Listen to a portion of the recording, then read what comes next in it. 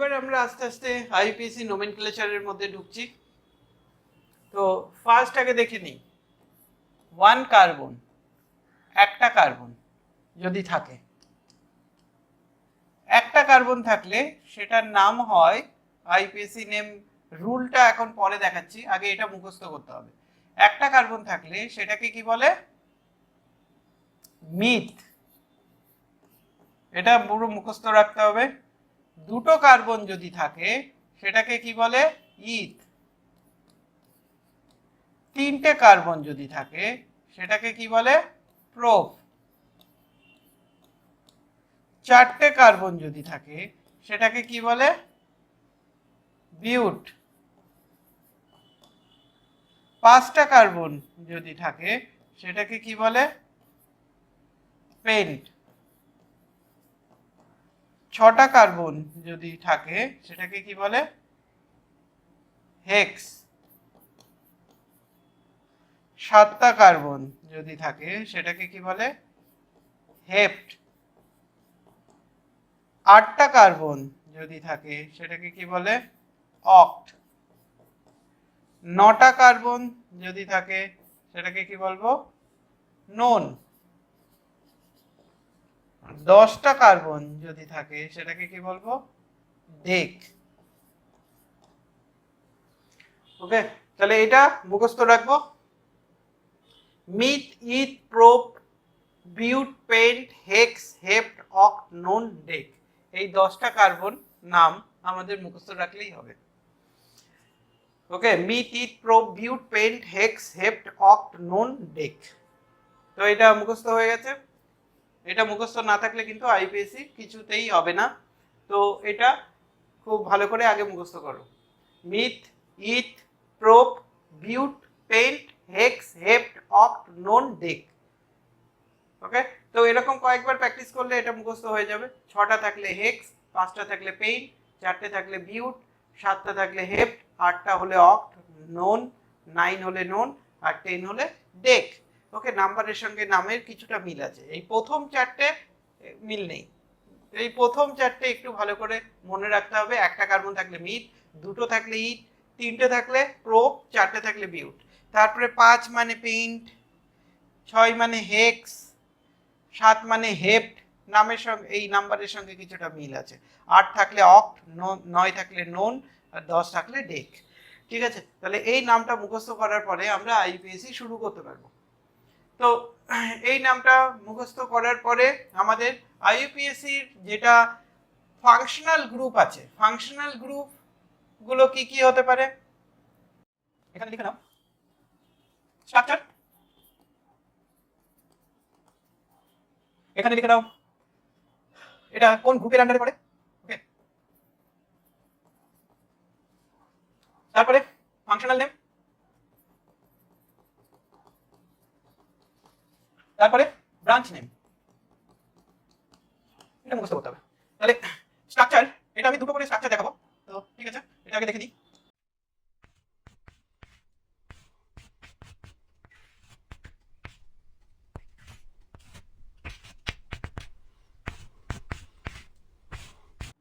এবার এটা নাম্বার 1 সবার উপরে কি আছে এক্ষুনি বললাম, COOH,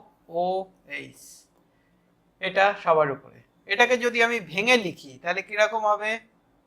সি 4টে বন্ড কি করে থাকে? এখানে অক্সিজেনের 2টো বন্ড হয়েছে, কার্বনের 4টে বন্ড হয়েছে। তাহলে এইভাবে লেখা যায়, আর স্ট্রাকচারটাকে ভেঙে লিখলে এভাবেও লেখা যায়। এই গ্রুপটা কোন গ্রুপ? অ্যাসিড। ওকে, অ্যাসিড গ্রুপ।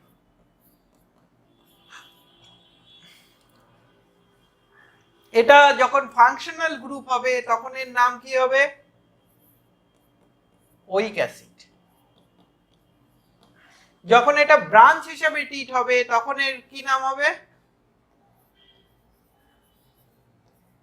কার্বক্সি। তখন এটাকে কি বলা যাবে? কার্বক্সি। এবার নেক্সট নাম্বার 2, এর পরে কি আসবে? COO bond.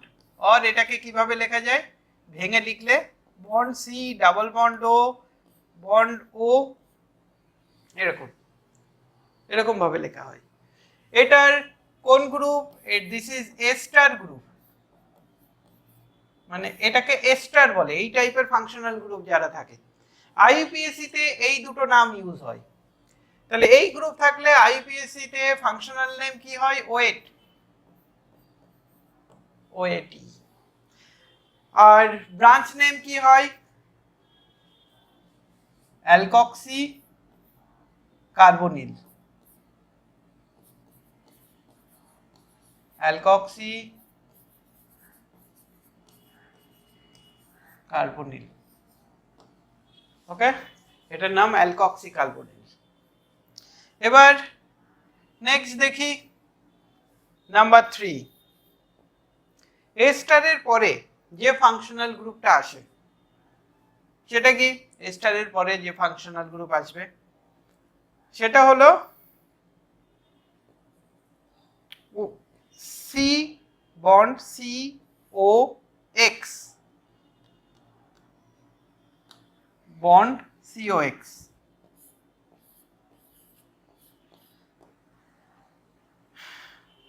और এটাকে কিভাবে ভেঙে লিখলে? C double bond O bond x. ওকে, আর এটাকে ভেঙে লিখলে C double bond O bond x. এটাকে যদি এখানে এক্স ইজিক্যালস টু কি?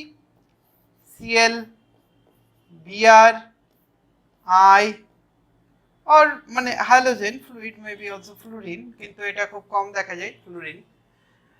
তো ClBrI মোস্টলি দেখা যায়। তো এক্স হচ্ছে হ্যালোজেন এখানে। এটার নাম কি? Acid halide,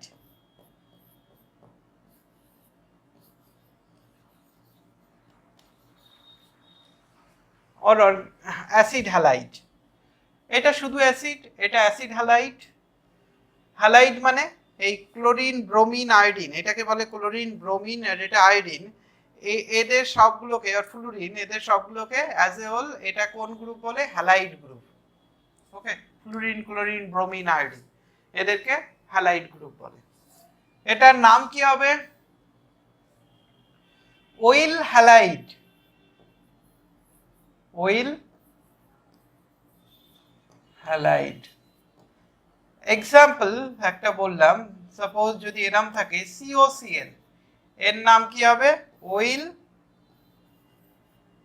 chloride. যদি ব্রোমিন থাকে তাহলে নাম কি হবে? Oil bromide. এরপরে ব্রাঞ্চ নেম হিসাবে এটাকে কি বলা যাবে? হ্যালো কার্বনিল, হ্যালো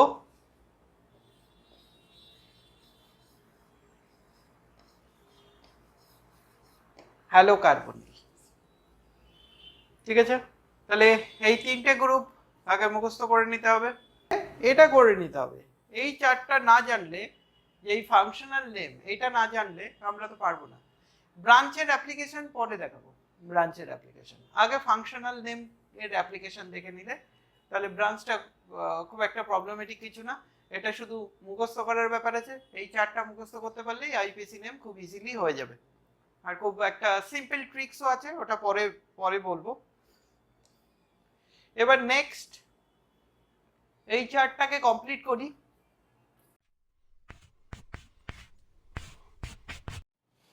এবার আমরা যেটা নাম্বার 4, ওইল হ্যালাইডের পরে নেক্সট যেটা আসবে সেটা হচ্ছে CONH2, যেটাকে আমরা অন্যভাবে যদি ভেঙে লিখি তাহলে কিরকম লিখতে পারবো? और এটাকে এভাবে লিখতে পারি C ডাবল বন্ড ও, আর এদিকে সিঙ্গেল বন্ড NH2, এভাবেও লিখতে পারি। এটা এই গ্রুপটাকে কি বলে? Amide group. ফাংশনাল নেম কি? অ্যামাইড। আর এটাকে ব্রাঞ্চ নেম কি? কার্বামোইল।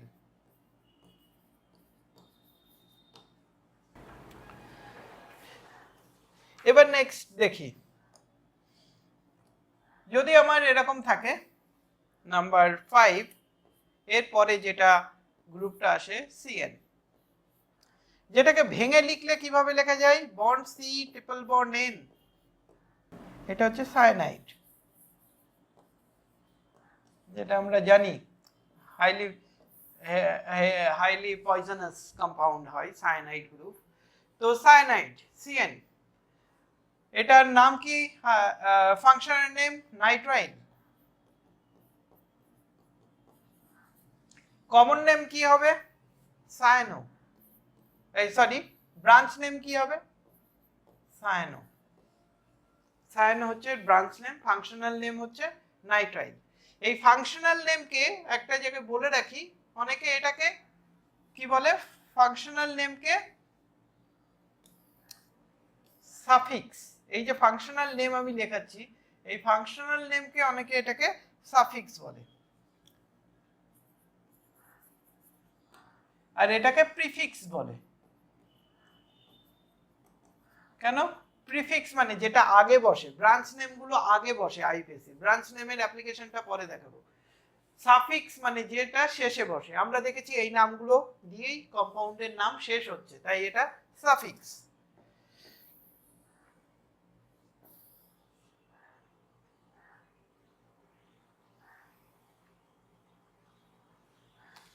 তাহলে এটা হলো সায়ানো। এবার নেক্সট আমরা যেটা করব নাম্বার 6, এরপরে যেটা আসে CHO, অর এটাকে বলে, এইভাবেও লেখা যায়, 4টে বন্ড হয়ে গেছে। এই গ্রুপটা যদি কোনো কম্পাউন্ডের সঙ্গে থাকে, সেই গ্রুপটার নাম, এই গ্রুপটার নাম হচ্ছে অ্যালডিহাইড গ্রুপ, অ্যালডিহাইড, এটা অ্যালডিহাইড গ্রুপ বলে। এদের নেম লিখতে গেলে কি দিয়ে নাম শেষ হয়, লাস্টে এল, AL, অ্যালডিহাইডের এই যে AL এইটুকু নিয়ে লাস্টে AL লেখা থাকে, আর এর ব্রাঞ্চ হিসাবে কি নাম হয়, ফরমাইল, ব্রাঞ্চ হিসাবে এর নাম হচ্ছে ফরমাইল, কারেক্ট। নেক্সট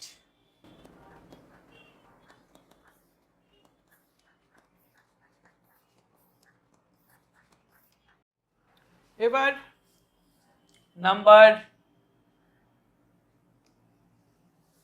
7, ফরমাইলডিহাইড গ্রুপের পরে যেটা আসবে C ডাবল বন্ড O, এটাকে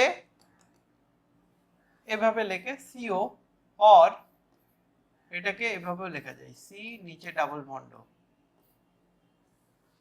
এটার নাম কি, কিটোন,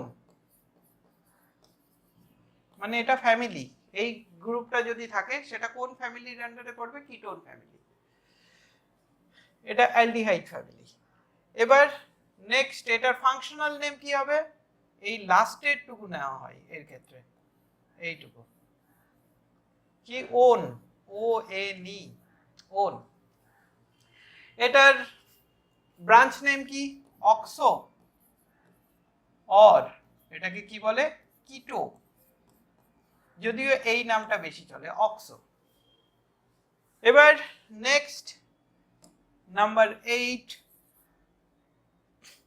এরপরে যে গ্রুপটা আসবে সেটা হচ্ছে OH, এটাকে এভাবেও অনেকে লেখে বন্ড O বন্ড H, একই ব্যাপার। এটার কি গ্রুপ, অ্যালকোহল, এটার নাম কি হবে, এই লাস্টের এইটুকু নিয়ে OL, অল, আর এটার ব্রাঞ্চ নেম হাইড্রক্সি,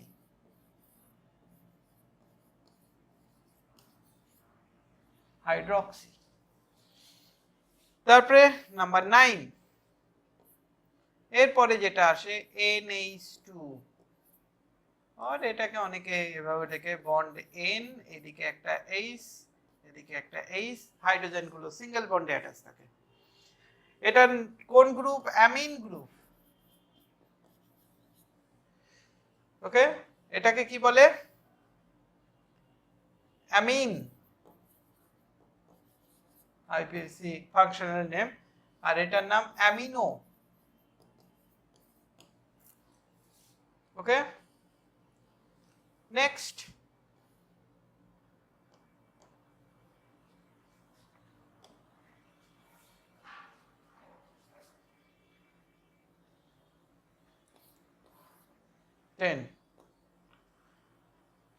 এবার নেক্সট আমরা কি পড়ব, এরপরে যেটা আসে ডাবল বন্ড।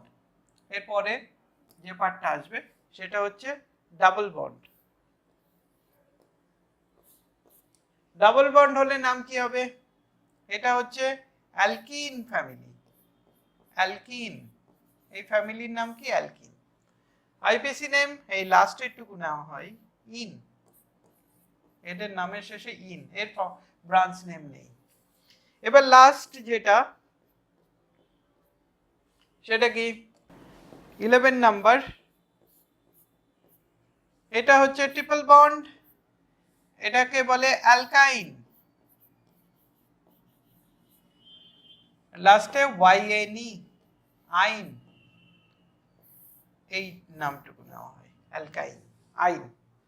তাহলে এই পর্যন্ত আমাদের খুব ভালো করে আগে মুখস্থ রাখতে হবে।